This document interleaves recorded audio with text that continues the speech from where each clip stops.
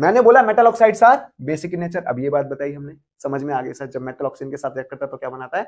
Metal oxide. और metal oxide की खास बात क्या है कि मेटल ऑक्साइड कैसा होता है? बेसिक इन नेचर होता है। बट कुछ मेटल ऑक्साइड्स इतने अच्छे हैं हमारे पास जो क्या करते हैं, एसिड के साथ भी रिएक्ट कर जाते हैं और बेस के साथ भी रिएक्ट कर जाते हैं। कहने का मतलब इनके सामने जैसे एसिड आएगा ये कैसे बिहेव करेंगे? As a base. जब इनके सामने बेस आएगा कैसे बिहेव करेंगे? As an acid. और ये टॉपिक बोर्ड्स ने बहुत बार पूछा है, तो आप ध्यान रखना, इसकी रिएक्शन हमें बिल्कुल याद रहनी चाहिए, एक भी गलती नहीं करनी चाहिए हमें इसकी रिएक्शन में। हमारे पास जो मेनली एम्फोटेरिक ऑक्साइड्स हैं वो दो हैं मेनली, एल्यूमिनियम ऑक्साइड और जिंक ऑक्साइड। तुम्हारे एनसीईआरटी में रिएक्शन किसका दे रखा है? एल्यूमिनियम ऑक्साइड का। और एक बात ध्यान रखना, जितनी भी रिएक्शंस एनसीईआरटी में गिवन है हमें उसको ब्लाइंडली फॉलो करना है।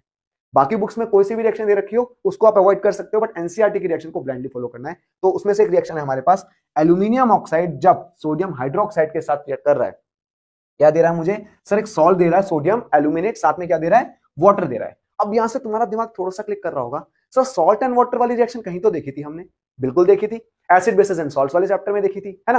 वहां पर हम क्या कहते थे, जब एसिड रिएक्ट करता है किसके साथ? बेस के साथ, तो क्या देता है? Salt and water. वैसे यहां पर अगर ये बेस है मेरा तो इसका मतलब ये कैसे बिहेव कर रहा है? As an acid. सर ये कैसे बिहेव कर रहा है? As an acid. तभी तो मुझे क्या मिल रहा है? Salt and water. नीचे वाली रिएक्शन को देखूं, यहां पर मुझे क्या दे रखा है? एसिड। इसका मतलब यहां पर एल्यूमिनियम